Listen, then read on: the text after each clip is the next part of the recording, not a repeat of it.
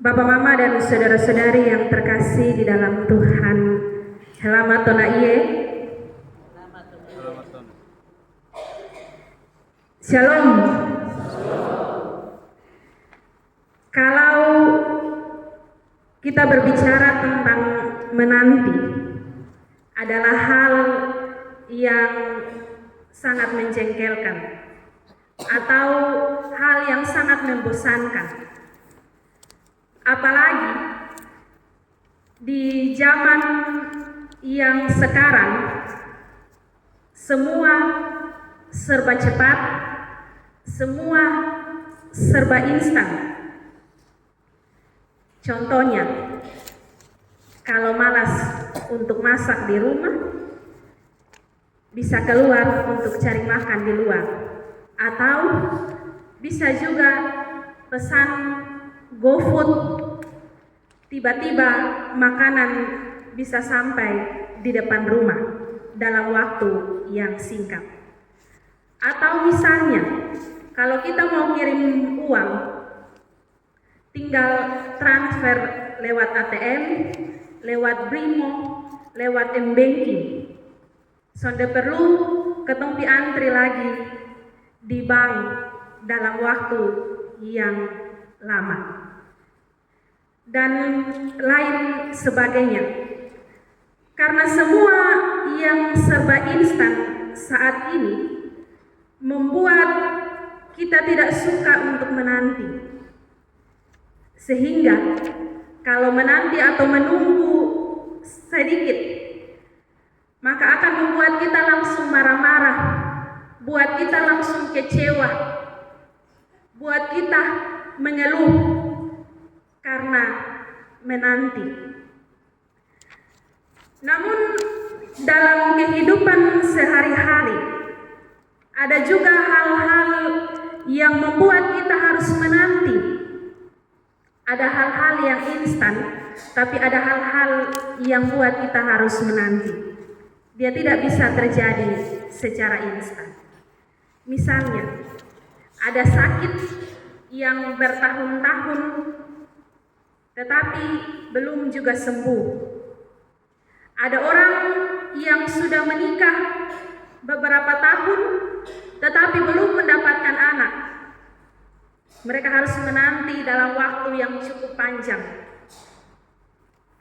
Ada orang yang menanti untuk datangnya pasangan hidup.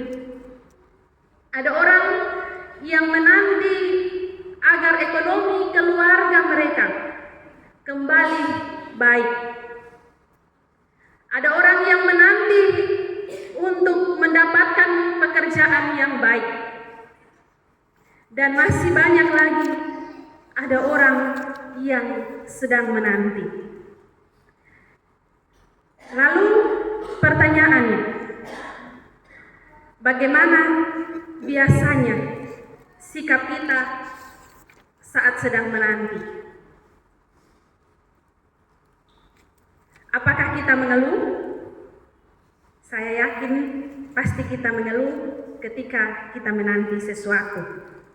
Apakah kita bersedih?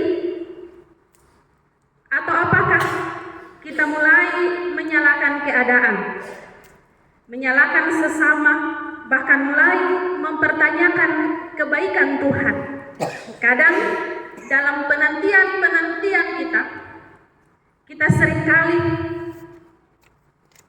menyalahkan keadaan, bahkan seringkali mempertanyakan kebaikan Tuhan dalam hidup kita. Tetapi saat ini, melalui bacaan kita belajar dari murid-murid tentang bagaimana sebuah penantian. Penantian dari murid-murid tidak melulu harus menjadi masa-masa yang menyedihkan, atau dalam penantian tidak harus jadi masa untuk berdiam diri serta mengurung diri. Namun sebaliknya, masa menanti bisa menjadi masa pemulihan yang luar biasa dan dengan penuh semangat serta mereka sehati bertekun dalam doa. Bapak dan saudara-saudari yang terkasih dalam Tuhan, setelah mereka menyaksikan kenaikan Tuhan Yesus ke surga di Bukit Zaitun, mereka tidak melarikan diri, mereka tidak berpencar, atau mereka tidak kembali kepada kehidupan lama mereka, melainkan mereka melakukan apa yang diperintahkan oleh Yesus kepada mereka. Mereka kembali ke Yerusalem dan mereka tinggal di sana seperti yang telah dipesankan kepada mereka. Setelah mereka tiba di Yerusalem, mereka naik ke ruang atas tempat mereka biasanya berkumpul. Dalam bacaan kita, ada banyak nama disebutkan, dan ini bukan sekedar daftar nama, melainkan sekumpulan orang dengan latar belakang, karakter, dan pergumulan yang berbeda. Namun mereka semua ada di sana, mereka semua bersama-sama, dan mereka semua ada dalam satu ruang. Disinilah kabar baik itu mulai terlihat, bahwa Tuhan bekerja di dalam persekutuan yang sejati. Ayat 14 bacaan kita menjadi inti. Mereka semua bertekun dengan sehati dalam doa bersama-sama. 3 kata kunci dalam ayat ini: bertekun, sehati, dan berdoa. Mengungkapkan bagaimana mereka mengisi masa penantian mereka. Ketika mereka berkumpul, persekutuan itu menjadi sarana pemulihan Tuhan. Para murid bukanlah orang-orang yang sempurna. Kita tahu bersama bahwa Petrus pernah menyangkal Yesus dan yang lainnya melarikan diri saat Yesus ditangkap. Namun justru dalam kebersamaan itulah Tuhan hadir dan memulihkan mereka. Persekutuan bukan sekedar kerumunan pertemuan, melainkan sebagai tempat di mana Tuhan menyembuhkan luka dan memulihkan iman yang goyah. Kata sehati bukan sekedar kedekatan fisik, melainkan kesatuan batin dan tujuan. Kelompok yang beragam ini, baik para rasul, perempuan-perempuan, Maria, dan saudara-saudara Yesus, bersatu dalam satu kerinduan, yaitu menantikan janji Tuhan. Dan kesatuan hati inilah yang membuka ruang bagi karya Roh Kudus.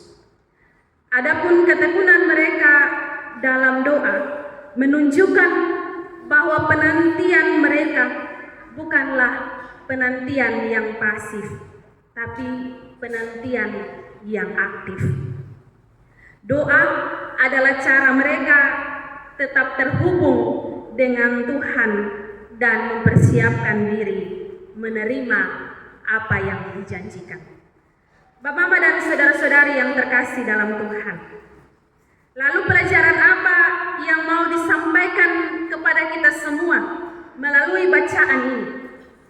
Yang pertama, mari menjadi persekutuan yang sehati dan selalu berdoa bersama. Di zaman modern ini, kesehatan mulai luntur dan mulai pudar. Masing-masing lebih mementingkan ego sendiri daripada sehati. Kemudian duduk bersama untuk berdoa pun mulai hilang, baik itu dalam kehidupan rumah tangga maupun dalam persekutuan berjemaat atau dalam masyarakat. Dalam kehidupan rumah tangga, seringkali banyak suami dan istri yang hidup bersama tetapi tidak sehati. Masing-masing sibuk dengan dunianya sendiri. Kadang tinggal satu rumah, tetapi untuk ngomong satu dengan yang lain itu saja sulit. Ada juga yang sering sebagai suami istri, ada yang sering mengambil keputusan sendiri tanpa berdiskusi. Kemudian tidak ada kerjasama yang baik dalam keluarga. Lalu tidak ada doa bersama dalam keluarga. Doa bersama dalam keluarga mulai hilang, mulai pudar. Kadang ketong lebih banyak marah-marah, lebih banyak emosi ketimbang ajak satu dengan yang lain untuk berdoa bersama-sama. Namun dalam masa penantian ini, mari untuk memperbaiki hubungan keluarga kita masing-masing agar menjadi persekutuan yang sehati dan selalu bertekun bersama dalam doa, agar kita senantiasa dikuatkan dalam pergumulan kehidupan kita. Kemudian yang kedua, tetaplah hadir dalam persekutuan, bahkan ketika hidup terasa tidak pasti. Para murid berkumpul bukan karena keadaan mereka tenang. Mereka baru saja berpisah dengan Yesus dan masa depan mereka belum jelas. Namun mereka tidak menjauh, tetapi mereka tetap bersama-sama. Inilah pelajaran penting bagi kita semua, yang mana saat hidup kita terasa berat, saat hidup kita penuh dengan masalah, penuh dengan pergumulan hidup, jangan menarik diri dari ibadah, jangan menarik diri dari persekutuan atau dari saudara seiman. Justru dalam kebersamaan itulah Tuhan memulihkan, menguatkan, dan meneguhkan kita. Ketiga, jagalah kesatuan hati, sebab disitulah Roh Kudus bekerja. Perbedaan, salah paham, ego, dan luka batin dapat merusak persekutuan kita, baik itu persekutuan dalam gereja maupun persekutuan di dalam rumah tangga kita masing-masing. Kalau kita terus biarkan, maka itu akan merusak hubungan kita dengan sesama. Karena itu firman ini memanggil kita untuk berani memulihkan hubungan yang retak, baik dalam keluarga, jemaat, maupun dalam masyarakat. Kesatuan bukan berarti semua harus sama, tetapi semua harus rela merendahkan hati demi kehendak Tuhan. Karena itu, ketika kita bersatu, Roh Kudus diberi ruang untuk berkarya. Yang keempat, isilah penantian dengan doa, bukan dengan kegelisahan. Para murid tidak tahu kapan janji Tuhan digenapi. Tetapi mereka tidak larut dalam rasa takut, namun mereka bertekun dalam doa. Maka kita pun harus demikian. Jangan kita isi masa menanti kita dengan keluhan, dengan putus asa. Namun mari isilah dengan doa, sebab dalam doa Tuhan membentuk hati kita. Hari ini kita berbakti di bulan budaya dalam etnis Sabu. Orang Sabu sangat terkenal dengan kekeluargaan dan rasa sepenanggungan yang kuat. Seperti kalau terjadi duka tanpa diundang, orang Sabu tetap akan datang. Hal ini menunjukkan sebuah kesediaan untuk hidup sebagai persekutuan, sehati, bergerak bersama untuk pemulihan.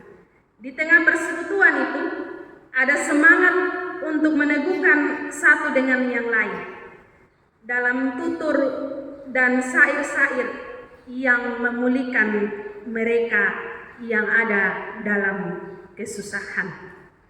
Bapak, Mama, saudara-saudari yang terkasih dalam Tuhan, di akhir renungan ini saya ingin mengingatkan kita semua bahwa menanti itu tidak pernah sia-sia jika kita menanti bersama Tuhan dan dalam persekutuan saudara seiman. Jika saat ini mungkin kita merasa lelah menanti jawaban atas pergumulan kita masing-masing, mari sejenak kita melihat ke sekeliling kita.